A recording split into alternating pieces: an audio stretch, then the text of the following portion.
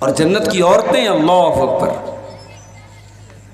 اللہ نے فرمایا سورہ رحمان کے اندر فیہن قاصرات الطرف لم یطمثہن انس قبلہم ولا جان، جنت میں جو حوریں ہوں گی وہ نظروں کو جھکانے والی ہوں گی، اتنی پاکیزہ ہوں گی، ان کو کسی انسان نے کبھی ہاتھ نہیں لگایا ہوگا، کسی جنات نے کبھی ان کو ہاتھ نہ لگایا ہوگا۔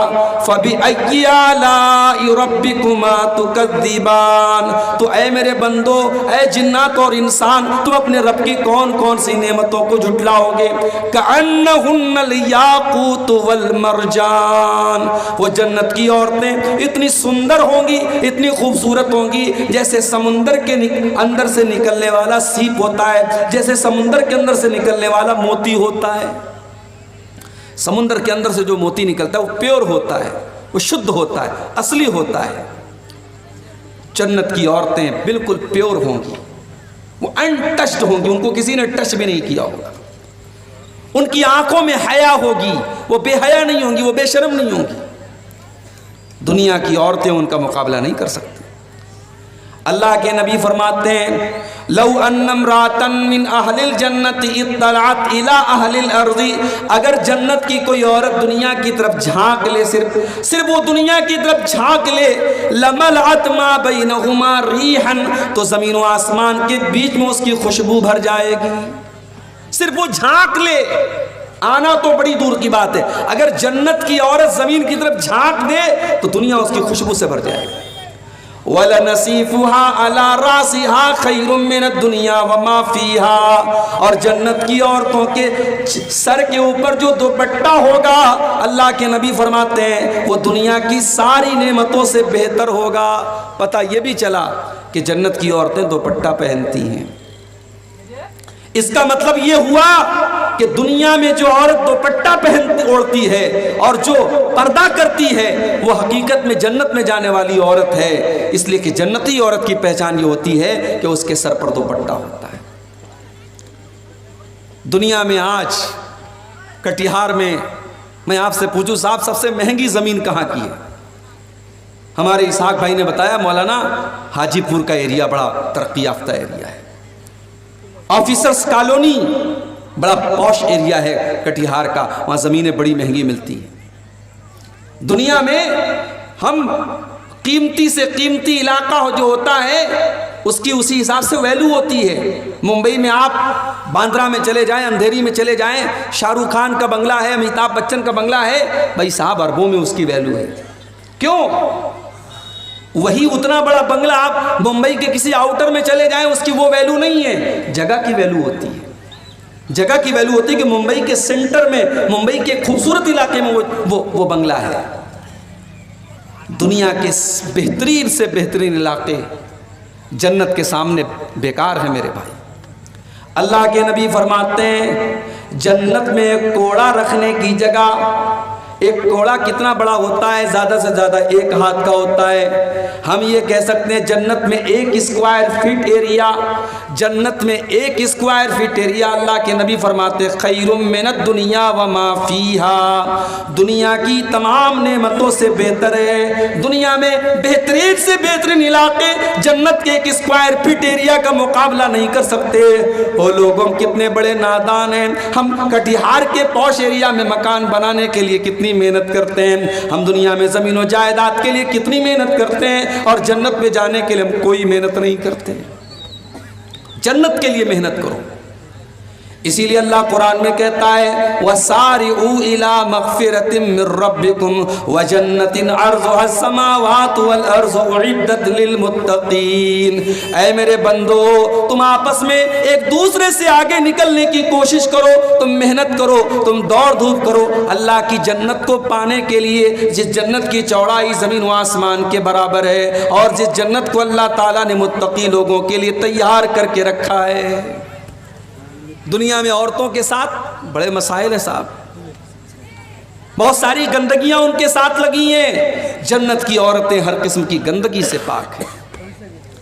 دنیا میں ہم کھانا کھاتے ہیں تو ساتھ میں لیٹرین بھی کرتے ہیں، جنتیوں کو لیٹرین کی حاجت نہیں، کھانا کھایا انہوں نے، اس کے بعد پسینہ ہوا اور پسینے کے ذریعے ان کا کھانا ہضم ہو گیا، پھر دوبارہ بھوک لگے گی، ان کو جو چاہیے ان کے کھانے پینے کی ساری نعمتیں جنت کے اندر اویلیبل رہیں گی۔ یہ ہے جنت میرے بھائی، کبھی انشاءاللہ اس پر ہم الگ سے بات کریں گے کہ جنت کی نعمتوں کا قرآن و سنت میں کیا ذکر کیا گیا۔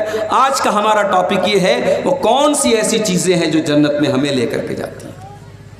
اور یہ بات نوٹ کر لیجئے، کامیابی یہ نہیں ہے کہ آپ لال بتی والی گاڑی پر گھومیں، کامیابی یہ نہیں ہے کہ بہار گورنمنٹ میں آپ کو منسٹر بنا دیا جائے، گاؤں کا پردھان بنا دیا جائے، ویدھان سبھا کا ودھایک بنا دیا جائے اور گاؤں میں سب سے زیادہ دولت آپ کے پاس ہو جائے۔ کامیابی یہ نہیں ہے میرے بھائی، کامیابی میرے رب کی نظر میں، کامیابی اللہ کی نظر میں کیا ہے؟ قرآن کا 3 پارہ کھولو، سورہ آل عمران کے اندر اللہ فرماتا ہے فَمَنْ زُحْزِحَ عَنِ النَّارِ وَأُدْخِلَ الْجَنَّةَ فَقَدْ فَازَ وَمَا الْحَيَاةُ الدُّنْيَا إِلَّا مَتَاعُ الْغُرُورِ۔ میرے بندو، حقیقت میں کامیاب تو وہ انسان ہے جس کو ہم نے جہنم سے بچا لیا اور جس کو جنت میں ڈال دیا، جو جنت میں چلا گیا وہی کامیاب ہے، اور جو دنیا کے چکر میں پڑا ہوا ہے وہ کان کھول کر کے سن لے وَمَا الْحَيَاةُ الدُّنْيَا إِلَّا مَتَاعُ الْغُرُورِ۔ دنیا کی زندگی تو دھوکہ ہے، دھوکہ۔ بڑا ناز تھا فرعون کو اپنی حکومت پر، فرعون یہ سمجھتا تھا حکومت یہ کامیابی ہے، لیکن فرعون جو اپنی حکومت اور بادشاہت پر بہت غرور کرتا تھا، بہت ناز کرتا تھا، جو موسیٰ علیہ السلام کا مذاق اڑایا کرتا تھا، اللہ تعالیٰ نے اسی فرعون کو پانی میں ڈوبا ڈوبا کر کے مار ڈالا، پانی میں ڈوب کر کے مر گیا۔ اور جب مرنے لگا تو فرعون کہتا ہے کہ میں اللہ کے اوپر ایمان لاتا ہوں، میں اس اللہ کے اوپر ایمان لاتا ہوں جس اللہ کے اوپر بنی اسرائیل ایمان لاتے ہیں۔ اللہ نے فرمایا الآن وقد عصیت من قبل، اے فرعون آج تک تو ہماری نافرمانی کرتا رہا، آج تک تو ہمارا مذاق اڑاتا رہا، اور آج اپنے سامنے موت کو دیکھ کر کے تو ایمان لے آیا۔ فَالْيَوْمَ نُنَجِّيكَ بِبَدَنِكَ لِتَكُونَ لِمَنْ خَلْفَكَ آیَةً، اے فرعون آج ہم تجھے اس پانی کے اندر موت کی نیند تو سنائیں گے، مگر اے فرعون ہم تیری ڈیڈ باڈی کو سلامت رکھیں گے، تیرے بدن کو سلامت رکھیں گے، تیری ڈیڈ باڈی کو آنے والی نسلوں کے لیے باقی رکھیں گے، آنے والی نسلیں دیکھیں گی۔ دیکھو فرعون بہت بڑا بادشاہ تھا، مگر اللہ نے اس کا انجام کیا کیا؟ جب اس نے اللہ کی نافرمانی کی، جب اس نے اللہ کا مذاق اڑایا، اللہ نے اس کا انجام کیا کیا؟ تیری لاش دیکھ کر کے دنیا عبرت حاصل کرے گی۔ بہت پیسے والا تھا قارون، اس نے دولت کو کامیابی سمجھا ہوا تھا۔ جب وہ کپڑا پہن کر سج سور کر کے سج دھج کر کے نکلا کرتا تھا تو اس کی قوم کے لوگ بیچارے بڑے بڑے جوش میں آ کر کے کہتے تھے یا لیت لنا مثل ما اوتی قارون، اے کاش ہمارے پاس بھی اتنی دولت آ جائے جتنی دولت قارون کے پاس ہے۔ اتنی دولت تھی قارون کے پاس کہ قرآن کہتا ہے وَآتَيْنَاهُ مِنَ الْكُنُوزِ مَا إِنَّ مَفَاتِحَهُ لَتَنُوءُ بِالْعُصْبَةِ أُولِي الْقُوَّةِ، کہ قارون کے خزانوں کی چابیوں کو بڑے بڑے پہلوان بڑی مشکل سے اٹھایا کرتے تھے۔ اتنا خزانہ تھا، اتنی دولت تھی، اور قارون کو اپنی دولت پر بڑا ناز بھی تھا۔ قارون کہا کرتا تھا انما اوتیتہ علی علم، یہ دولت تو میرے باپ دادا سے مجھے نہیں ملی ہے، میں نے اس کو وراثت میں نہیں پایا ہے، یہ دولت تو میری نالج سے ملی ہے، میرے ٹیلنٹ سے ملی ہے، میں اس لائق تھا اس لیے مجھ کو یہ دولت ملی ہے۔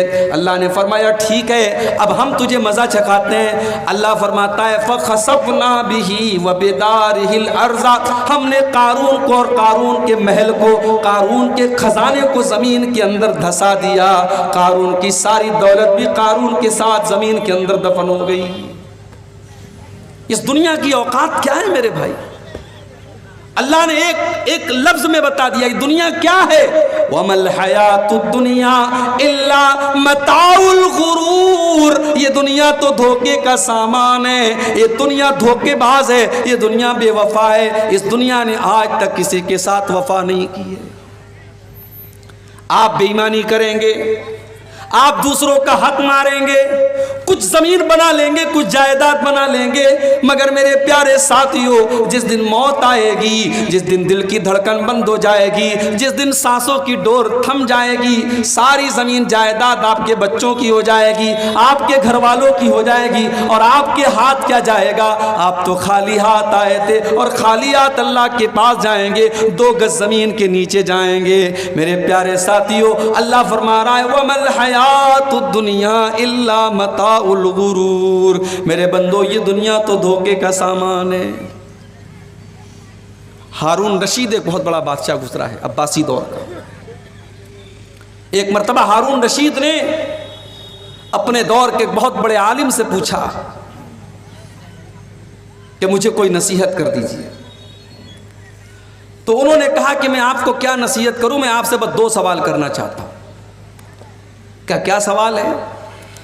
کہا مان لیجئے کہ آپ سفر پہ نکلے ہیں، ریگستان میں آپ سفر کر رہے ہیں اور بہت زور سے آپ کو پیاس لگی ہے اور دور دور تک پانی آپ کو نظر نہیں آ رہا ہے، اور پیاس اس قدر لگی ہوئی ہے کہ پانی نہ ملا تو آپ مر جائیں گے۔ اتنے میں آتا ہے ایک آدمی اور اس کے پاس ایک پیالہ ہے اور پیالے میں 2 گھونٹ پانی ہے، وہ کہتا ہے بادشاہ سلامت یہ 2 گھونٹ پانی میں آپ کو دے سکتا ہوں، بس شرط یہ ہے کہ آپ اپنی آدھی حکومت مجھے دے دیں، میں یہ 2 گھونٹ پانی آپ کو دے دوں گا۔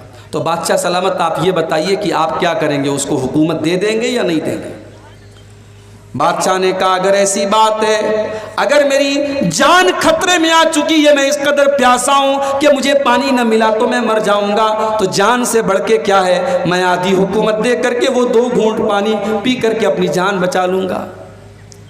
پھر اس عالم نے کہا اچھا ایک بات بتائیے، کچھ اور آگے آپ بڑھے، آپ نے پانی تو پی لیا، اب وہ پانی آپ کے بدن کے اندر اٹک گیا، آپ کو پیشاب لگ رہا ہے، پیشاب کی ضرورت محسوس ہو رہی ہے، مگر پیشاب کا راستہ بند ہو گیا ہے، پیشاب نکل ہی نہیں رہا ہے، آپ تڑپ رہے ہیں، آپ مچھلی کی طرح تڑپ رہے ہیں، لیکن پیشاب کا راستہ آپ کا رک چکا ہے، پیشاب آپ کا باہر نہیں نکل پا رہا ہے، آپ درد کے مارے بے چین ہیں۔ اتنے میں ایک دوسرا آدمی آتا ہے اور وہ کہتا ہے بادشاہ سلامت میں آپ کا پیشاب نکال سکتا ہوں، میں ایسی دوا دے سکتا ہوں، ایسا طریقہ بتا سکتا ہوں کہ آپ کی پیشاب نکل آئے گی اور آپ کو اس تکلیف سے نجات مل جائے گی، شرط یہ ہے کہ آپ اپنی آدھی حکومت مجھے دے دیں۔ تو آپ کیا کریں گے، اسے دے دیں گے آدھی حکومت؟ ہارون رشید نے کہا اگر ایسا معاملہ آ گیا، میری جان پر بن چکی ہے اور پیشاب رک جانے کی وجہ سے میں تکلیف میں پڑ گیا ہوں، تو میں تو یہی کروں گا، میں آدھی حکومت اس کو دے دوں گا اور میں اس کا آفر قبول کر لوں گا۔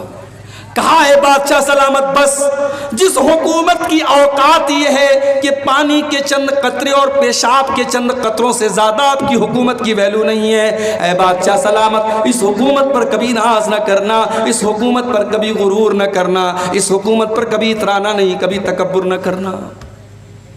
آج آپ دیکھ لیں صاحب، جن کے ہاتھ میں پاور ہے وہ اپنے پاور کا کیسا استعمال کر رہے ہیں۔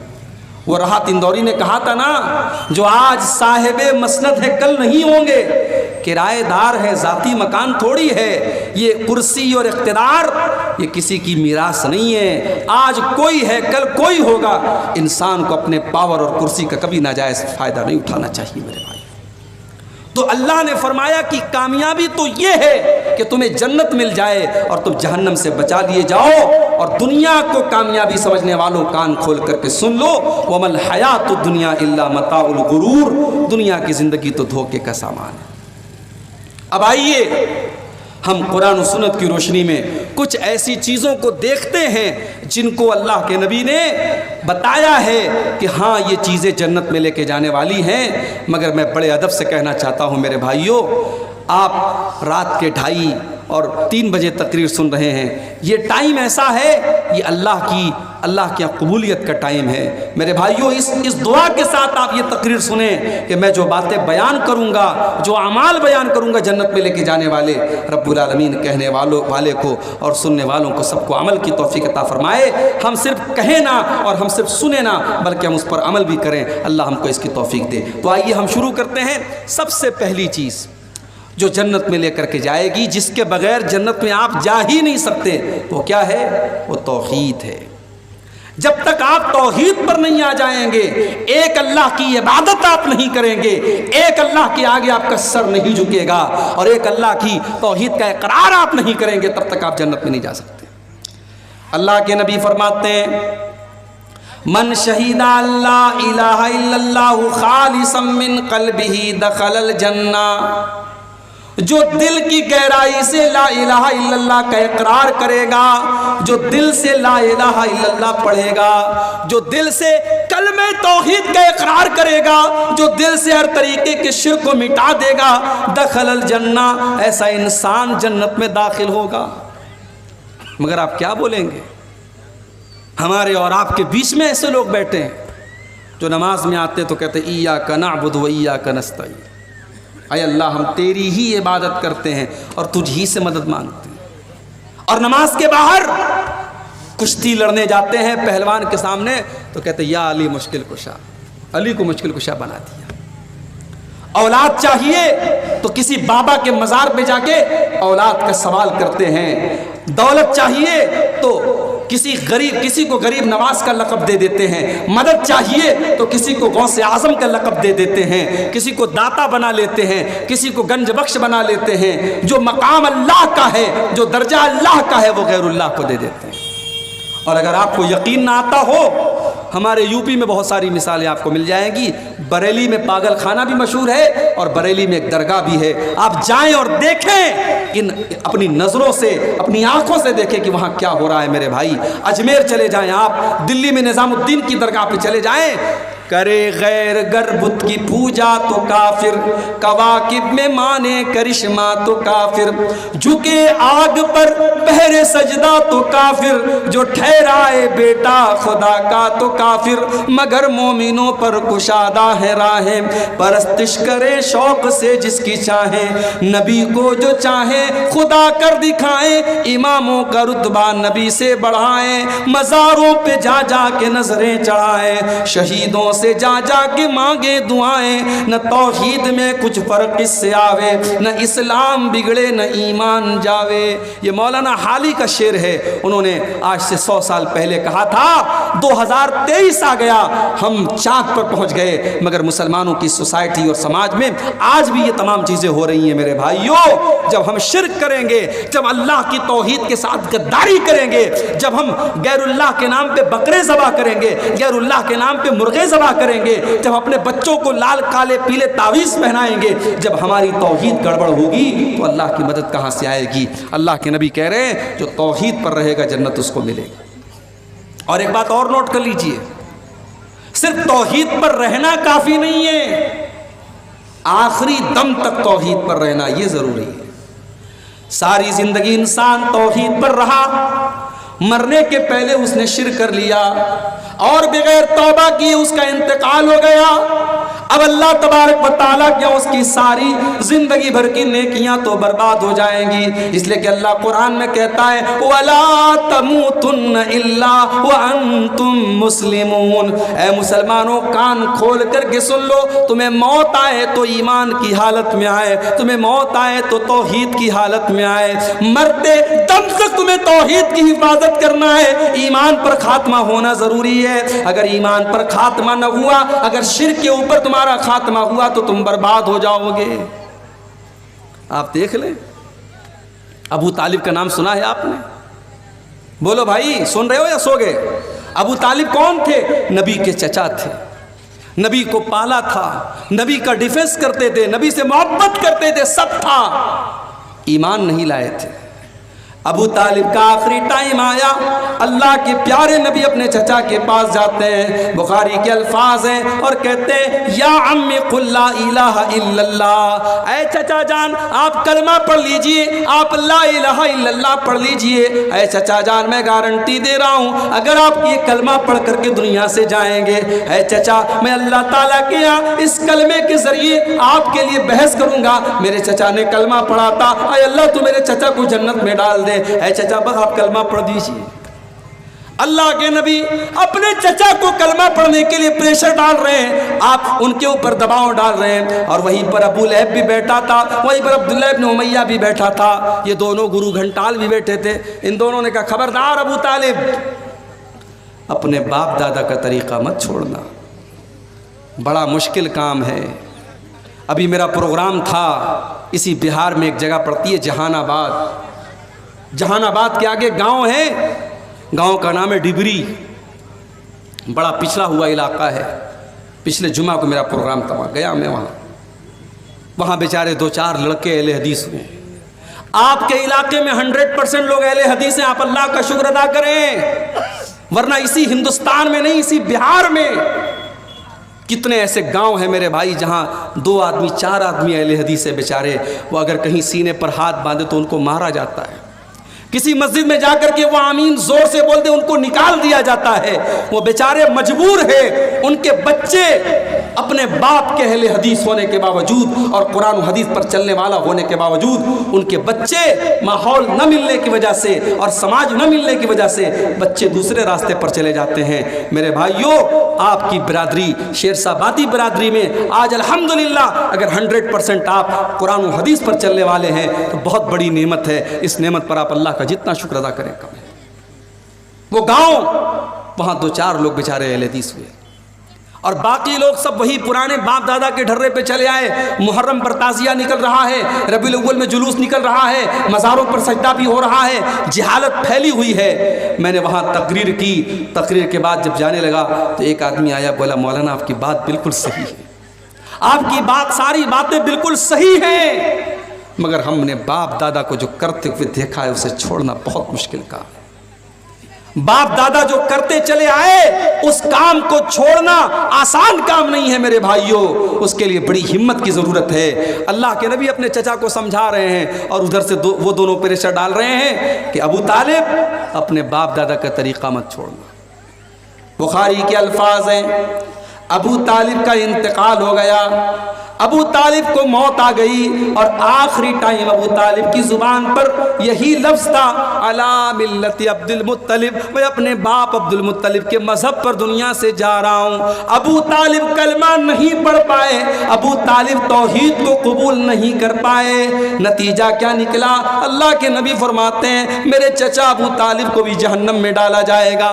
ہاں انہوں نے مجھے پالا تھا، میری مدد کی تھی، میرا ڈیفنس کیا تھا، ان کے عذاب میں کچھ ہلکا پن کیا جائے گا، ان کے عذاب میں کچھ کنسیشن کیا جائے گا، ان کے عذاب کو کچھ گھٹا دیا جائے گا، مگر جہنم میں میرے چچا کو بھی ڈالا جائے گا۔ میرے بھائیوں، پتہ یہ چلا کہ اللہ تعالیٰ کے یہاں یہ نہیں دیکھا جائے گا آپ کا باپ کون تھا، آپ کا چاچا کون تھا، آپ کا بھتیجا کون تھا، اللہ تعالیٰ کے آپ کی توحید دیکھی جائے گی، اللہ تعالیٰ کے آپ کا ایمان دیکھا جائے گا۔ اسی لیے اللہ کے نبی فرماتے ہیں من بطا بہی عملہ لم یسرع بہی نسبہ، اگر کوئی انسان اپنے عمل میں پیچھے ہے اور نسب میں بہت آگے ہے، بہت اونچے خاندان کا ہے، اللہ کو اس سے کوئی مطلب نہیں ہے۔ آپ کا عمل کیسا ہے، آپ کا کردار کیسا ہے اور آپ کا عقیدہ کیسا ہے، اللہ کے یہاں یہ دیکھا جائے گا۔ تو پہلی چیز جو ہمیں جنت میں لے کے جانے والی ہے میرے بھائیوں وہ توحید ہے۔ اسی لیے اللہ کے نبی فرماتے ہیں من کان آخر کلامہ لا الہ الا اللہ دخل الجنہ، مرنے کے پہلے جو لا الہ الا اللہ کہہ کے گیا ہے، جو توحید پر دنیا سے گیا ہے، جو لا الہ الا اللہ پر دنیا سے گیا ہے، دخل الجنہ، وہ جنت میں داخل ہوگا۔ یہ پہلی چیز ہو گئی۔ دوسری چیز جنت میں لے کر کے جانے والی دوسری چیز کیا ہے؟ حضرت ابو ہریرہ کہتے ہیں، ترمذی کی روایت ہے، حضرت ابو ہریرہ کہتے ہیں کہ اللہ کے رسول سے پوچھا گیا اے اللہ کے نبی ان اکثر ما يدخل الجنہ، سب سے زیادہ جنت میں کون سی چیز لے کر کے جائے گی؟ آپ نے فرمایا تقوی اللہ و حسن الخلق۔ آپ نے فرمایا 2 چیزیں سب سے زیادہ جنت میں لے کے جائیں گی، ایک اللہ کا تقوی اور ایک اچھے اخلاق۔ اور آج انہی دونوں چیزوں کی بڑی کمی ہے اور ہم اہل حدیثوں میں زیادہ کمی ہے۔ شیطان ہمارے عقیدے کو کمزور کرنے میں شیطان بہت مجبور ہے۔ شیطان ہمارے عقیدے کو تو نہیں خراب کر پا رہا ہے، شیطان نے ہمارے اخلاق کو خراب کر دیا اور شیطان نے ہمارے تقوی کو برباد کر دیا۔ آج 20 سال کے جوان کو لے لیں آپ اور 70 سال کے بوڑھے کو لے لیں، آج سوشل میڈیا کے اس دور میں، موبائل کے اس دور میں اور انٹرنیٹ کے اس دور میں اگر سب سے زیادہ کوئی چیز متاثر ہوئی ہے میرے بھائیوں تو وہ تقوی ہے۔ آج فیس بک پر آپ माशाअल्लाह दीनदारी की बातें करते हैं, अच्छी बातें करते हैं। आप फेसबुक पर आप कोई गंदी बातें नहीं शेयर करते हैं, मगर आप जब फेसबुक चलाने लगते हैं, फेसबुक पर वो जो वीडियोज़ आते हैं, छोटे छोटे रील्स जिनको कहा जाता है, अब रील आई, अब आप देखने लगे, उसमें गाना बजाना भी आने लगा, उसमें सीरियल भी आने लगा, उसमें बेहुदा बातें भी आने लगी। आलिम भी देख रहा है, जाहिल भी देख रहा है, 20 साल का नौजवान भी देख रहा है, 70 साल का बूढ़ा भी देख रहा है। मेरे भाइयों, आज अगर सबसे ज़्यादा किसी चीज़ की कमी है तो अल्लाह के तक़वा की कमी है और अल्लाह के डर की कमी है। आज अल्लाह के नबी की ये हदीस हमें बता रही है, ये दो चीज़ें अपने अंदर हम पैदा कर लें, बेहतरीन अखलाक अपने अंदर पैदा कर लें और तक़वा पैदा कर लें। अखलाक का मामला भी हमारा बहुत कमज़ोर है। हमें से बहुत सारे लोग माशाअल्लाह नमाजी हैं, चेहरे पर दाढ़ी है, बहुत दुनिया के एतबार से परहेजगार हैं, मगर जब बोलते हैं, जब बात करते हैं तो ऐसा लगता है जैसे पत्थर मार रहे हैं। न बात करने की तमीज़ है, न बोलने की तमीज़ है, ना उनकी बीवी के साथ उनका किरदार अच्छा है, ना माँ के साथ सलूक अच्छा है, ना बाप के साथ सलूक अच्छा है। वो समझते हैं बस पाँचों टाइम के नमाजी, हम बहुत बड़े मुत्तकी हो गए। नहीं मेरे भाई, आपका अखलाक कैसा है, आपका व्यवहार कैसा है, माँ के लिए आप कैसे हैं, बाप के लिए आप कैसे हैं, औलाद के लिए कैसे हैं, भाइयों के लिए कैसे हैं, पड़ोसियों के लिए कैसे हैं। अल्लाह के नबी फरमाते हैं कि क़यामत के दिन अल्लाह के यहाँ तराजू के ऊपर, मीज़ान के ऊपर सबसे भारी अगर कोई चीज़ होगी तो इंसान के बेहतरीन अखलाक होंगे। अखलाक से कीमती और अखलाक से वज़नदार कोई चीज़ नहीं होगी। इसीलिए अल्लाह के नबी से जब पूछा गया कि दो चीज़ें जो सबसे ज़्यादा जन्नत में लेके जाने वाली वो क्या हैं, तो आपने फरमाया तक़्वल्लाहि व हुस्नुल खुल्क़, एक अल्लाह ताला का डर और दूसरी चीज़ बेहतरीन अखलाक। फिर पूछा गया अल्लाह के नबी सबसे ज़्यादा जहन्नम में लेकर के जाने वाली कौन सी चीज़ है, सबसे ज़्यादा लोग जहन्नम में क्यों जाएंगे? आपने फरमाया अल फम वल फर्जु, एक ज़ुबान की वजह से बहुत ज़्यादा जहन्नम में जाएंगे। ज़ुबान से झूठ बोलेंगे, गीबत करेंगे, चुगली करेंगे, बहुतान लगाएंगे, ज़ुबान की वजह से जहन्नम में ज़्यादा जाएंगे। वल फर्जु, और शर्मगाह की वजह से भी ज़्यादा जाएंगे। ज़िना करेंगे, बदकारी करेंगे, लवातत करेंगे, शर्मगाह से मुताल्लिक जितने गुनाह है वो गुनाह भी इंसान को जहन्नम में लेकर के जाएंगे। तो जन्नत में लेकर के जाने वाली ये दूसरी चीज़ है, अल्लाह का डर और बेहतरीन अखलाक। और आगे बढ़िए, जन्नत में लेकर के जाने वाली तीसरी चीज़, मेरे प्यारे साथियों, अगर आप जन्नत में जाना चाहते हैं तो एक बड़ा आसान सा काम बता रहा हूँ। अगर अल्लाह ने आपको पैसे से नवाजा है, अगर अल्लाह ने आपको दौलत से नवाजा है, अगर हो सके तो किसी यतीम की परवरिश अपने ज़िम्मे ले लीजिए, किसी यतीम बच्चे को पाल लीजिए। अल्लाह के नबी फरमाते हैं अना वकाफिलुल यतीम कहातैन, आपने अपनी दोनों उंगलियों से इशारा करके फरमाया कि यतीम की परवरिश करने वाला, यतीम को पालने वाला और यतीम की जिम्मेदारी कबूल करने वाला जन्नत में मोहम्मद रसूलुल्लाह के साथ रहेगा। इतना साथ रहेगा, आपने दोनों उंगलियों से इशारा करके फरमाया कि जैसे ये दोनों उंगलियां एक दूसरे से जुड़ी हुई हैं, एक दूसरे से मिली हुई हैं, यतीम को पालने वाला मेरे साथ जन्नत में इस तरीके से रहेगा। यतीम का बड़ा हक है मेरे भाई। समाज में अगर कोई यतीम बच्चा है, हो सके तो उसकी परवरिश अपने ज़िम्मे लो, नहीं कर सकते उसकी पढ़ाई का खर्च अपने ज़िम्मे ले लो। कितने बच्चे हैं बेचारे यतीम हैं, पढ़ने में बड़े टैलेंटेड हैं, मदरसे की फ़ीस नहीं दे पा रहे हैं, और कौम के पास बहुत पैसा है, अपने फालतू कामों के लिए, अपने हराम कामों के लिए बहुत पैसा है। मेरे भाइयों, किसी अच्छे मदरसे में जाओ, पता लगाओ कोई टैलेंटेड लड़का हो, किसी गरीब फैमिली से बिलोंग करता हो। अगर यतीम हो तो बहुत सोने पे सुहागा है।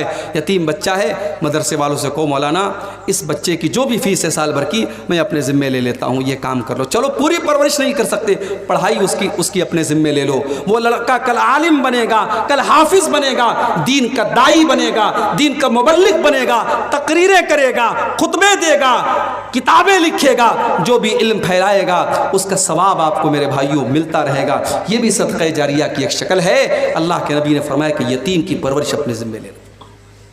3 चीज़ें हो गई। नंबर 4, जन्नत में लेकर के जाने वाली चौथी चीज़, ये भी बहुत आसान काम है, बस 2 काम आपको करना है। ये हदीस सुना देता हूँ। अल्लाह के नबी के एक साहबी हैं, उनका नाम है हानी रज़ी अल्लाह ताला अन्हु। हानी कहते हैं मैं अल्लाह के रसूल के पास गया, میں نے کہا اے اللہ کے نبی مجھے کوئی ایسا عمل بتا دیجئے ما یوجب الجنہ جو جنت کو واجب کر دے، کوئی ایسا کام بتا دیجئے کہ اگر میں وہ کام کروں تو جنت میرے لیے واجب ہو جائے، میں ہر حال میں جنت میں چلا جاؤں۔ اللہ کے نبی نے فرمایا علیک بحسن الکلام وبذل الطعام، اے میرے صحابی تو دو کام کر لے تو جنت میں چلا جائے گا۔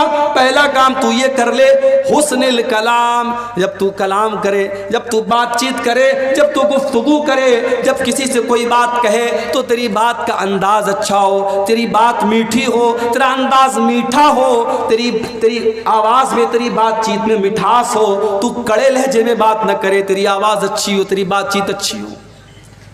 آواز کا مطلب یہ نہیں کہ انسان اپنی آواز بدل دے، جو نیچرل آواز وہ آواز میں بات کرے، لیکن بات اس کی صحیح ہو، میٹھی بات ہو، اچھے انداز میں لوگوں سے بات کرے، بدتمیزی سے بات نہ کرے۔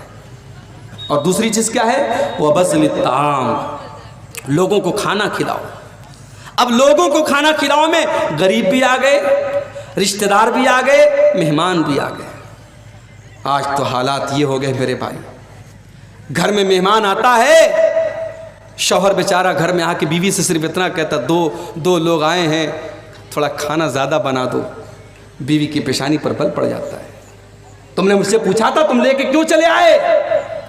بیوی کو 4 روٹی زیادہ بنانی پڑ گئی، کچھ چاول زیادہ بنانے پڑ گئے، کچھ دال زیادہ بنانی پڑ گئی، کچھ گوشت میں اس کو مسالہ زیادہ ڈالنا پڑ گیا، بیوی تیش میں آ گئی، تم نے بغیر مجھ سے پوچھے مہمان کو کیوں بلایا؟ اور ایک نبی کا دور ہے میرے بھائیوں، اللہ کے نبی کے پاس ایک صحابی آتے ہیں، اے اللہ کے نبی بڑا بھوکا ہوں، کھانا کھلا دیجئے۔ آپ نے اپنے گھر میں پوچھوایا، آپ کی تمام بیویوں نے کہا ہمارے پاس تو اپنے کھانے کے لیے، ہم مہمان کو کہاں سے کھلائیں؟ آپ نے صحابہ سے فرمایا کہ اے میرے صحابہ، کون میرے مہمان کو آج رات کھانا کھلائے گا؟ حضرت ابو طلحہ رضی اللہ تعالیٰ عنہ کھڑے ہوئے، اے اللہ کے نبی میں آپ کے مہمان کو کھانا کھلاؤں گا۔ ابھی بیوی سے پوچھا بھی نہیں ہے، ابھی پتہ بھی نہیں لگایا گھر میں آٹا بچا ہے کہ نہیں بچا ہے، چاول بچا ہے کہ نہیں بچا ہے، گوشت کی بوٹی بچی ہے کہ نہیں بچی ہے، کچھ نہیں پوچھا، اللہ کے نبی سے وعدہ کر لیا اے اللہ کے نبی آپ کا مہمان میرا مہمان ہے، میں آپ کے مہمان کو کھانا کھلاؤں گا۔ مہمان کا ہاتھ پکڑا، گھر گئے، دروازہ کھٹکھٹایا، بیوی نے دروازہ کھولا، کہا ہے میری بیوی مہمان کو لے کے آیا ہوں، جلدی سے کھانا نکال دے۔ بیوی نے کہا اندر آئیے، بیوی کنارے لے کے گئی، بولی ہے میرے سرتاج آج تو اتنا کھانا ہے کہ اگر بچے کھائیں گے تو ہم نہیں کھا سکتے، ہم کھائیں گے تو بچے نہیں کھا سکتے، وہ کھانا تو ہمارے برابر کا بھی کھانا نہیں ہے، آپ تو مہمان کو لے کے چلے آئے، اب بتائیے کیا کریں؟ کہا ایک کام کرو، بچوں کو سلا دو، بچوں کو سلا دو، اور میں مہمان کو گھر میں لے کے آتا ہوں، کھانا پلیٹ میں لے آؤ، اور میرے سامنے بھی خالی پلیٹ رہے گا، اور جیسے ہی کھانے کا ٹائم آئے گا چراغ کی بتی بجھا دینا، مہمان کو ایسا لگے گا میں بھی کھانا کھا رہا ہوں، مہمان کا پیٹ بھر جائے، ہم دونوں میاں بیوی بعد میں کبھی کھا لیں گے، بھوکے رہ لیں گے، کوئی مسئلہ نہیں۔ میری پیاری ماؤں بہنوں، آج چراغ لے کے ڈھونڈو، ایسی بیویاں نہیں ملے گی، ایسی عورتیں نہیں ملیں گی۔ حضرت ابو طلحہ مہمان کو گھر میں لے کر کے آئے، مہمان کے سامنے کھانا رکھ دیا، اپنے سامنے خالی پلیٹ رکھ دیا، اور چراغ کی بتی کو کھانے کے ٹائم بجھا دیا، اور جھوٹ موٹ اپنا منہ چلانے لگے۔ مہمان سمجھا کہ یہ لوگ بھی کھانا کھا رہے ہیں، مہمان نے پیٹ بھر کے کھانا کھا لیا۔ صبح ہوئی، ابو طلحہ اللہ کے نبی کے پاس آتے ہیں، اللہ کے نبی کہتے ہیں اے ابو طلحہ تم نے اور تمہاری بیوی نے جو کام کیا ہے مجھے اللہ تعالیٰ نے وہ کام بتا دیا ہے، اور اللہ تعالیٰ تم دونوں میاں بیوی کے اس عمل سے بہت خوش ہوا ہے۔ وہ لوگوں صحابہ کے دور میں اتنی دولت تو نہیں تھی، اتنے بڑے بڑے مکانات تو نہیں تھے، ان کے پاس بڑی بڑی گاڑیاں تو نہیں تھی، مگر صحابہ کے دل بہت بڑے تھے۔ وہ لوگوں اپنے دل کو تھوڑا بڑا کر دو، اگر تمہارے کچھ رشتہ دار آ کر کے تمہارے گھر میں کھانا کھا لیں، کچھ مہمان تمہارے گھر میں آ کے کھانا کھا لیں، اس میں کوئی حرج کی بات نہیں ہے۔ اللہ کے نبی فرماتے ہیں یہ 2 کام جنت میں لے کر کے جانے والا ہے، علیک بحسن الکلام وبذل الطعام، اپنی گفتگو کو اچھا کر لو اور کھانا کھلایا کرو، یہ 2 کام ایسا ہے جس کی وجہ سے تم کو جنت ملے گی۔ اور آگے بڑھیے، جنت میں لے کر کے جانے والا ایک اور کام ہے، جب دنیا بستر پہ سو رہی ہو، یا رات میں کچھ منچلے قسم کے نوجوان موبائل پر کسی کے ساتھ بات چیت میں مگن ہوں، چیٹنگ میں مگن ہوں، یا کچھ لڑکے رات میں بیٹھ کر کے فلمیں دیکھ رہے ہوں، رات کے اس آخری پہر میں اگر اللہ کا کوئی بندہ اٹھ کر کے تہجد کی نماز پڑھتا ہے، قیام اللیل کرتا ہے اور رات کی نماز پڑھتا ہے، تو یہ نماز بھی انسان کو جنت میں لے کر کے جاتی ہے۔ اللہ نے ایسے لوگوں کا تذکرہ کرتے ہوئے سورہ سجدہ کے اندر فرمایا تتجافا جنوبهم عن المضاجع يدعون ربهم خوفا وطمعا۔ میرے نیک بندے تو وہ ہیں، میرے متقی بندے تو وہ ہیں، میرے ڈرنے والے اللہ سے ڈرنے والے بندے تو وہ ہیں جب رات میں دنیا والے آرام سے بستروں پر سوتے رہتے ہیں، وہ بستروں سے الگ ہو کر اللہ کی بارگاہ میں کھڑے ہو کر کے لیٹ کر کے اللہ کی بارگاہ میں سجدے کر کر کے اللہ کو یاد کیا کرتے ہیں۔ وَمِمَّا رَزَقْنَاهُمْ يُنْفِقُونَ، اور ہم نے جو روزی دی اس میں سے وہ خرچ بھی کرتے ہیں۔ تہجد کی نماز یہ بھی انسان کو جنت میں لے کر کے جاتی ہے میرے بھائی۔ اسی لیے اللہ کے رسول جب مدینہ پہنچے، آپ نے مدینہ پہنچنے کے بعد سب سے پہلا پیغام جو لوگوں کو دیا تھا وہ کیا دیا تھا؟ ایھا الناس افشوا السلام واطعموا الطعام وصلوا الارحام وصلوا باللیل والناس نیام تدخلوا الجنۃ بسلام۔ او لوگو، 4 کام کر لو تم جنت میں چلے جاؤ گے۔ افشوا السلام، سلام کو پھیلاؤ، سلام کو بڑھاؤ، سلام کو پھیلاؤ، زیادہ سے زیادہ ایک دوسرے کو سلام کیا کرو، سلام پھیلاؤ۔ اور دوسرا کام واطعموا الطعام، کھانا کھلایا کرو، مہمان کو، غریبوں کو، رشتہ داروں کو خوب کھانا کھلایا کرو۔ وصلوا الارحام، اور رشتوں کو جوڑا کرو۔ وصلوا باللیل والناس نیام، اور جب راتوں میں لوگ بستر پہ سو رہے ہوں اس ٹائم تہجد کی نماز پڑھا کرو، اس ٹائم قیام اللیل کیا کرو۔ وہ لوگوں، اتنا کام اگر تم کر لو گے تدخلوا الجنۃ بسلام، تو بڑے آرام سے جنت میں چلے جاؤ گے۔ جنت میں لے کر کے جانے والا ایک اور کام ہے۔ 5 ٹائم کی نماز فرض ہے، 5 ٹائم کی پڑھنا ہے، مگر 2 نمازیں اس میں خاص طور سے ایسی ہیں جو عام طور سے ہماری اور آپ کی چھوٹ جاتی ہے۔ ایک ہے فجر کی نماز جو رات میں ہم سوتے ہیں تو چھوٹ جاتی ہے، اور دوسری عصر کی نماز دوپہر میں آرام کرتے تو چھوٹ جاتی ہے۔ ان 2 نمازوں کو جو پابندی سے پڑھے گا، من صلی البردین دخل الجنہ، اللہ کے نبی فرماتے ہیں 2 ایسی نمازیں ہیں جو ٹھنڈے ٹائم میں پڑھی جاتی ہیں، ایک فجر کی نماز، ایک عصر کی نماز۔ یہ 2 ٹھنڈی نمازوں کو جو پابندی سے پڑھے گا، اس کا مطلب یہ نہیں کہ باقی 3 کو چھوڑ دے گا، چونکہ یہ دونوں نمازیں زیادہ اہم ہیں اور زیادہ عام طور سے ان دونوں نمازوں میں غفلت ہوتی ہے، اس لیے اللہ کے نبی فرماتے ہیں ان 2 نمازوں کو جو پابندی سے پڑھے گا وہ جنت میں جائے گا۔ ابھی 2 دن پہلے میں سفر میں تھا، موبائل میرا ڈسچارج ہو گیا، اور آپ لوگ تو سمجھتے کہ مولانا صاحب تو صاحب فلائٹ سے آتے ہوں گے، فلائٹ سے جاتے ہوں گے، اے سی سے آتے ہوں گے، اے سی سے جاتے ہوں گے۔ کبھی کبھی مولانا صاحب لوگوں کو بھی کیسا کیسا سفر کرنا پڑتا ہے ہم آپ کو بتا نہیں سکتے۔ 2 دن پہلے میں کلکتہ سے بردمان سے گھر جا رہا تھا، بنارس جا رہا تھا، اور اتفاق دیکھیے ٹرین کا ٹکٹ میں نے بنایا تھا، اے سی کا ٹکٹ بنایا تھا، لیکن چونکہ ابھی ہمارے غیر مسلم بھائیوں کے تہوار کا سیزن چل رہا ہے، ٹرینوں میں بہت رش چل رہا ہے، ٹکٹ میرا کنفرم نہیں ہوا، ٹکٹ کنفرم نہیں ہوا۔ اب صاحب سسٹم آپ جانتے ہیں، اگر آن لائن ٹکٹ بنایا ہے آپ نے اور ٹکٹ کنفرم نہیں ہوا تو اس کا مطلب کہ آپ کا وہ ٹکٹ کینسل ہو جائے گا اور اب آپ وداؤٹ ٹکٹ ہو گئے۔ اب مجھے جانا بھی ضروری تھا، میرا بہت ضروری کام تھا بنارس میں۔ میں نے سوچا چلو بھائی ٹی ٹی سے بات کرتا ہوں۔ میں نے جنرل ٹکٹ خریدا، ٹی ٹی سے ملا، میں نے کہا ٹی ٹی صاحب مجھے بنارس مغل سرائے تک جانا ہے، کوئی سیٹ آپ مجھے اے سی 3rd کلاس میں، اے سی 2nd میں، اے سی 1st کلاس میں، جتنا بھی پیسہ لگے میں دینے کے لیے تیار ہوں۔ ٹی ٹی نے کہا بھائی صاحب کہیں کوئی جگہ نہیں ہے، پوری ٹرین فل ہے، میں آپ کو کہیں کوئی سیٹ نہیں دے سکتا۔ ٹرین کے اندر اے سی ڈبے کے اندر سیٹ خالی تھی، میں بیٹھا، ٹی ٹی نے باہر کر دیا، نہیں آپ اندر نہیں بیٹھ سکتے، آپ کے پاس ٹکٹ نہیں ہے، یہ ساری سیٹیں ریزرو ہیں، آپ اندر نہیں بیٹھ سکتے۔ ٹرین کے باہر جو دروازے کے پاس جہاں بیسن لگا ہوتا ہے اور جہاں لیٹرین کے دروازے ہوتے ہیں، پوری رات میں نے وہیں پر بیٹھ کر کے پوری رات گزاری میرے۔ اور موبائل میں میری اتفاق سے چارجنگ بھی نہیں تھی، موبائل بھی ڈسچارج تھا، میں کسی سے کوئی بات بھی نہیں کر سکتا تھا، تو وہ رات میرے لیے بڑی بھاری گزری۔ ایک تو تکلیف جو تھی ہوئی رات بھر وہاں دروازے کے پاس جو بیٹھنا پڑا وہیں لیٹنا پڑا، وہ تو جو تکلیف ہوئی۔ موبائل آج ہماری ضرورت بنا ہے، اگر موبائل سوئچ آف ہے، موبائل بند ہے تو انسان ایسا لگتا ہے کہ صاحب اس دنیا میں بالکل یتیم ہو گیا ہے۔ اتنا تعلق ہو گیا ہمارا موبائل سے، اتنا جڑاؤ، اتنا کنیکشن ہو گیا ہمارا موبائل سے۔ میرے پیارے نوجوان ساتھیوں، آج 1 گھنٹہ بھی اگر آپ کا موبائل ڈسچارج ہو جائے تو آپ بے چین ہو جاتے ہیں۔ نہ جانے کس کی کال آئی ہوگی، نہ جانے کس کا میسج آیا ہوگا، اور 1 گھنٹہ بھی آپ موبائل کے بغیر نہیں رہ سکتے ہیں۔ لیکن 24 گھنٹے میں 5 مرتبہ جو اللہ تعالیٰ کے ساتھ آپ کا کمیونیکیشن ہوتا ہے، جو اللہ تعالیٰ کے ساتھ آپ کی بات چیت ہوتی ہے، جو آپ اللہ تعالیٰ کی بارگاہ میں کھڑے ہو کر کے اللہ سے بات چیت کرتے ہیں، ہماری 5 ٹائم کی نمازیں چھوٹ جاتی ہیں اور ہمیں کوئی فرق نہیں پڑتا ہے۔ ہمارے کانوں پر کوئی جو نہیں رینگتی ہے، ہمارے اوپر کوئی فرق نہیں پڑتا ہے۔ میرے پیارے ساتھیوں، اللہ کے نبی فرماتے ہیں جس کی عصر کی نماز چھوٹ جائے فَكَأَنَّمَا وُتِرَ أَهْلُهُ وَمَالُهُ، وہ اتنے بڑے نقصان میں پڑ گیا، سمجھو اس کے اہل وعیال خطرے میں چلے گئے، اس کا مال خطرے میں چلا گیا، سمجھو اس کا بہت بڑا نقصان ہو گیا جس کی عصر کی نماز چلی گئی۔ اتنی اہمیت ہے عصر کی نماز کی۔ میرے پیارے ساتھیوں، نماز کی پابندی کرو، اور خاص طور سے فجر اور عصر کی نماز کی پابندی کرو۔ یہ 2 نمازیں ہمیں جنت میں لے کر کے جائیں گے۔ اور آگے بڑھیے، جنت میں لے کر کے جانے والا ایک اور کام، بہت آسان کام، بہت سمپل کام، کچھ نہیں کرنا ہے آپ کو۔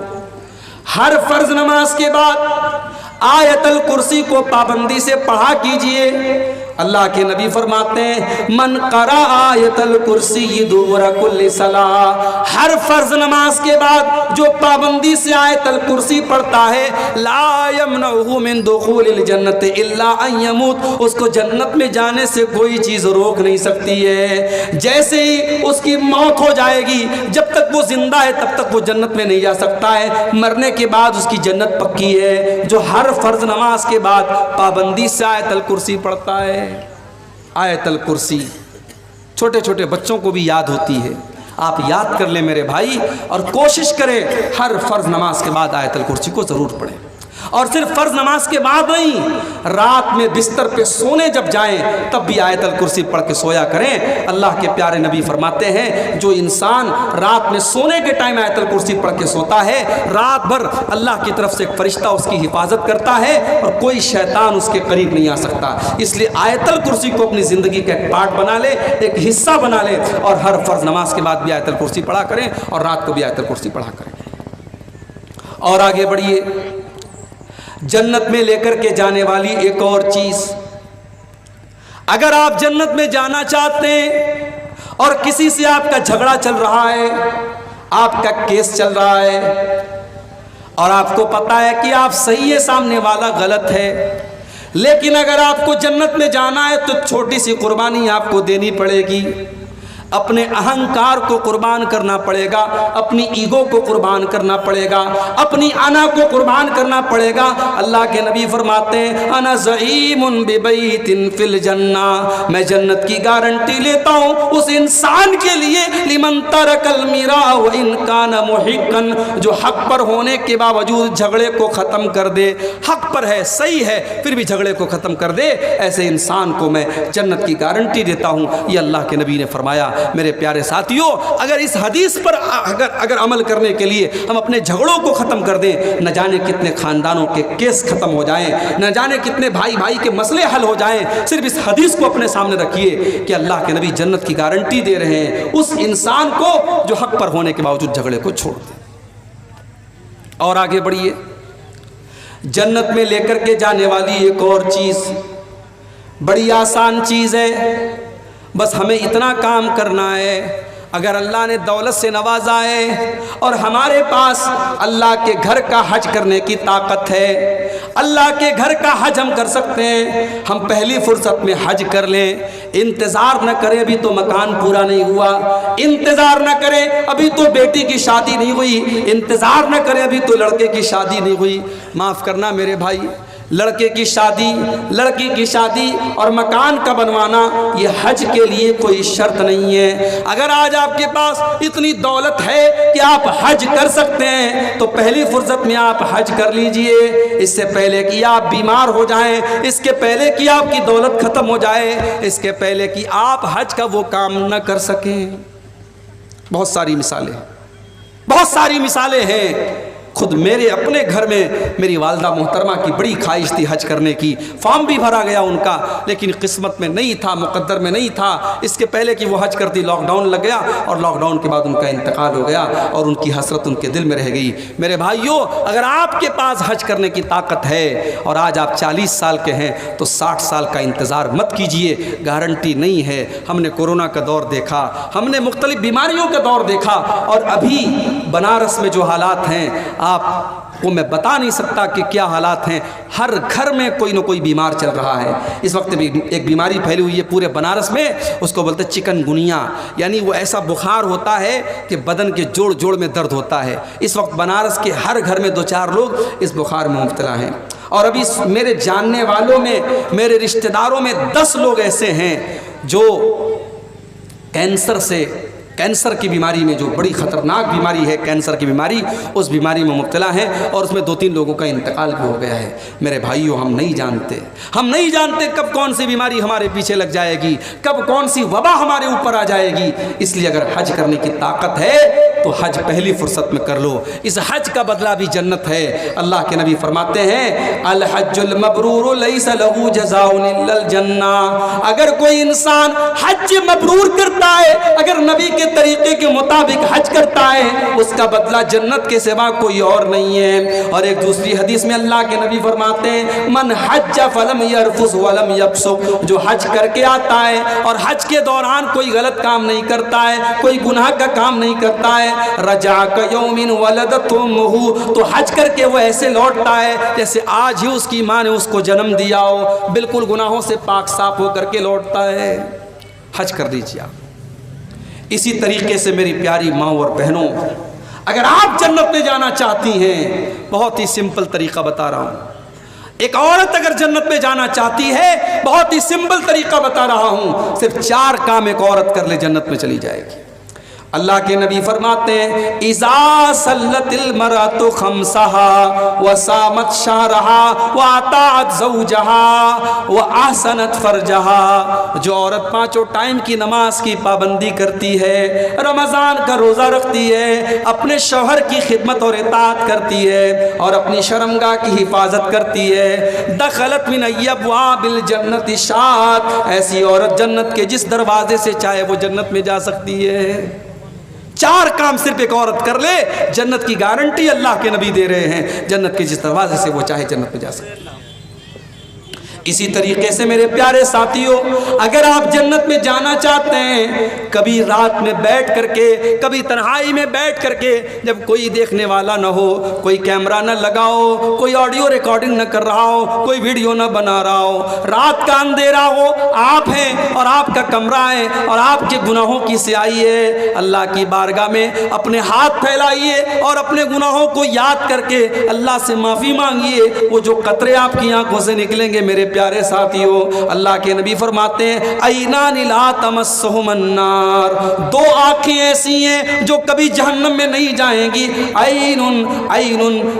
عین بکت من خشیت اللہ، ایک وہ آنکھ جو اللہ کے خوف سے روتی ہے، جس سے آنسو نکلتے اللہ کے خوف سے، وہ آنکھ کبھی جہنم میں نہیں جائے گی۔ اور ایک وہ آنکھ، وہ عین باتت تحرس فی سبیل اللہ، اللہ کے راستے میں چوکیداری کر رہی ہے، سرحدوں کی حفاظت کر رہی ہے، اس آنکھ والے کو بھی اللہ تعالیٰ جہنم میں نہیں ڈالے گا۔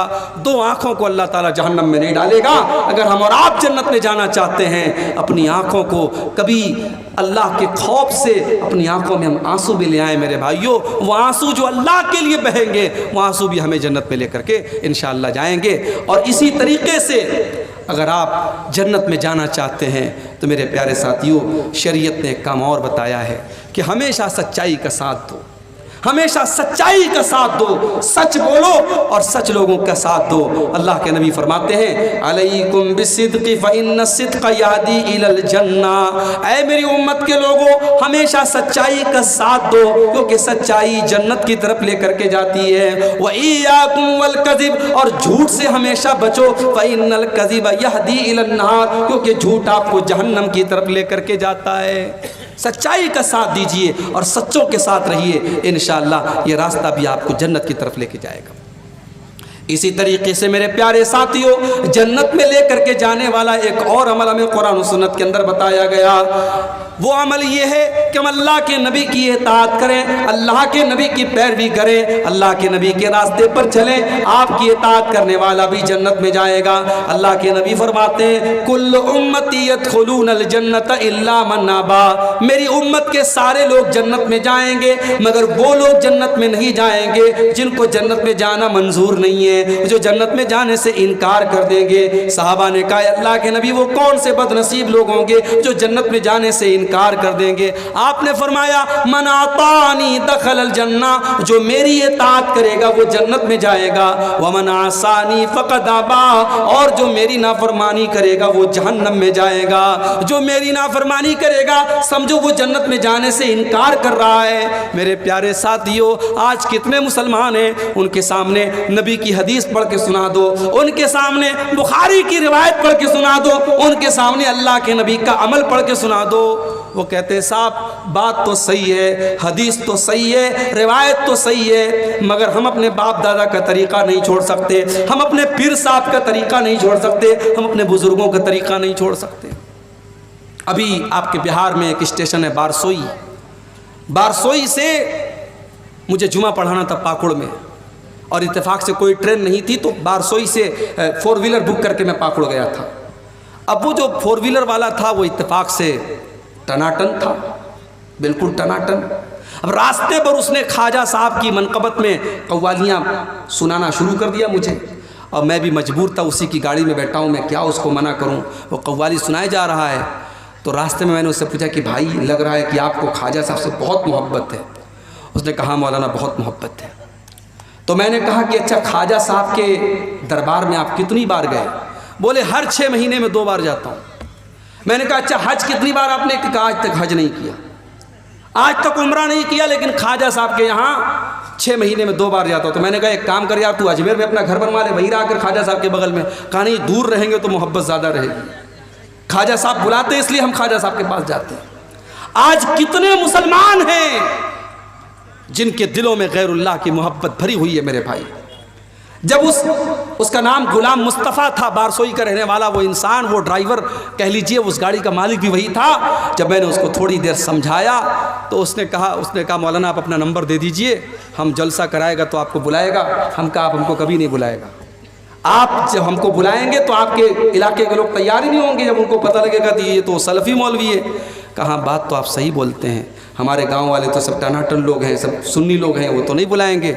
کہا مولانا آپ کی بات تو صحیح ہے مگر ہمارے باپ دادا کا جو طریقہ تھا ہم وہ طریقہ نہیں چھوڑ سکتے، یہ باپ دادا کا طریقہ ہم نہیں چھوڑ سکتے۔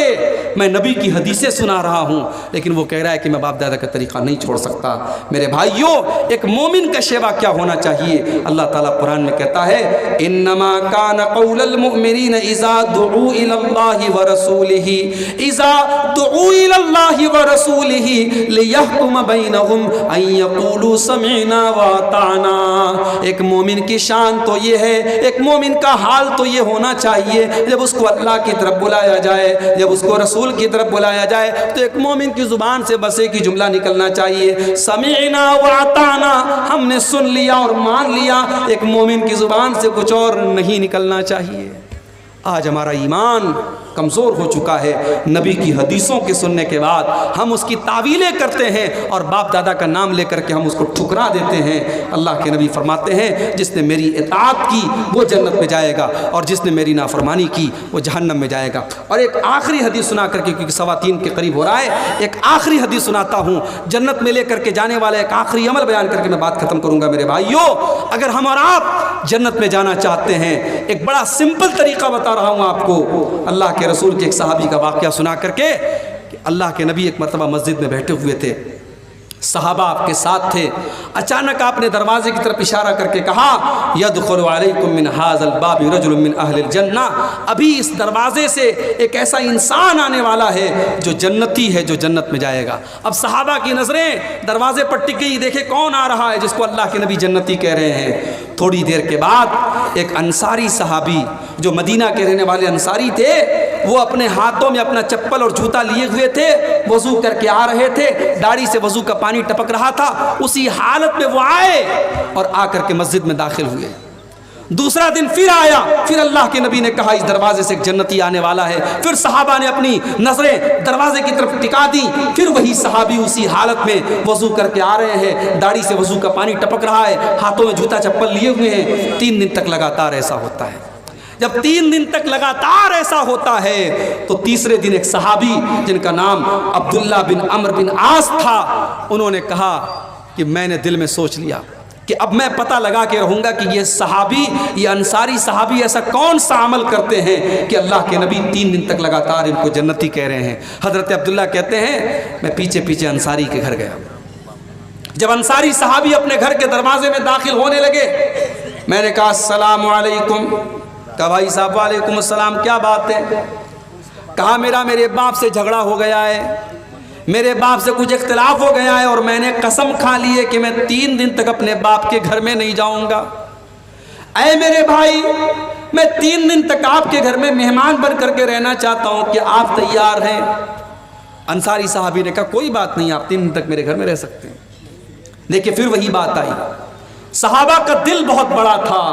صحابی نے ایک بار بھی اپنی بیوی سے مشورہ نہیں کیا، اپنے گھر پتہ لگانے نہیں گئے کھانا ہے کہ نہیں، پانی ہے کہ نہیں. کہا ٹھیک ہے آپ 3 دن تک میرے گھر میں مہمان بن کے رہ سکتے ہیں.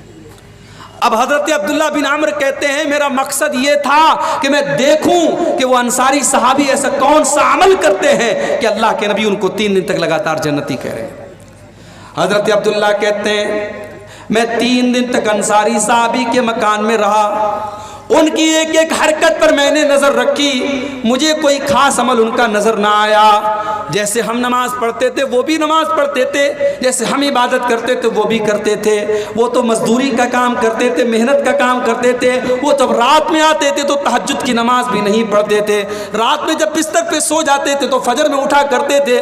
ہاں رات میں اگر نیند کھلتی تھی تو سبحان اللہ پڑھ لیا کرتے تھے، الحمدللہ پڑھ لیا کرتے تھے، اللہ اکبر پڑھ لیا کرتے تھے، اللہ کی تسبیح بیان کر لیا کرتے تھے. کہا کہ جب 3 دن گزر گیا، میں نے کہا ہے میرے انصاری بھائی، میں نے آپ سے بہانہ کیا تھا، نہ میرے باپ سے کوئی جھگڑا ہوا ہے، نہ میں نے کوئی قسم کھائی تھی. میں دراصل یہ دیکھنا چاہتا تھا، اللہ کے پیارے نبی نے 3 دن تک لگاتار آپ کو جنتی کہا تھا. میں دیکھنا چاہتا تھا ایسا کون سا عمل آپ کرتے ہیں کہ اللہ کے نبی نے آپ کو 3 دن تک لگاتار جنتی کہا ہے. میرے پیارے ساتھیوں، انصاری صحابی کا جواب سنو اور ذرا اپنے اپنے سینے پر ہاتھ رکھ کے سوچو کیا یہ چیز آج ہمارے اندر موجود ہے؟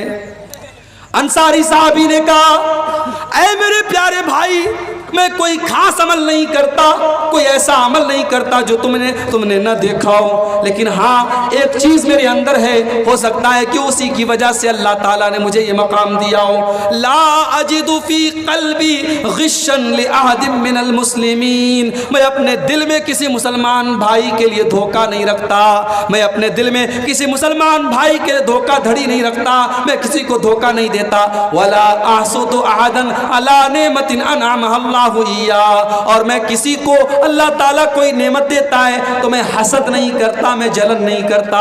میرے دل میں نہ حسد ہے، نہ کینہ ہے، نہ کپٹ ہے. ہو سکتا ہے اسی کی وجہ سے یہ مقام ملا ہو. حضرت عبداللہ نے کہا اسی کی وجہ سے تم کو یہ مقام ملا ہے.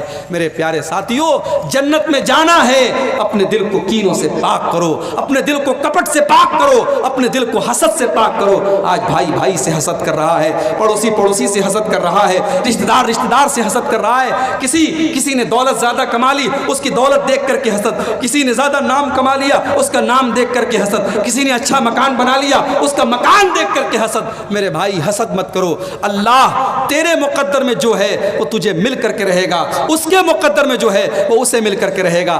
آپ کے حسد کرنے سے آپ کا نقصان ہے، اس کا کوئی نقصان نہیں ہے۔ میرے پیارے ساتھیوں، یہ چیز بھی اگر اپنے اندر ہم پیدا کر لیں، اپنے دل کو پاک اور صاف کر لیں، تو انشاءاللہ جنت میں لے کر کے جانے والی یہ چیز بھی ہے۔ میرے عزیز بھائیوں، میرے بزرگوں، آج ضرورت اس بات کی ہے، جنت میں لے کر کے جانے والے مختلف اعمال میں نے آپ کے سامنے بیان کیے۔ یہ اعمال صرف بیان کرنے کے لیے اور صرف مزہ لینے کے لیے نہیں ہیں، یہ چیزیں اپنے اندر ہم پیدا کریں۔ میں نے توحید بیان کی، ہم اپنی توحید کی حفاظت کریں۔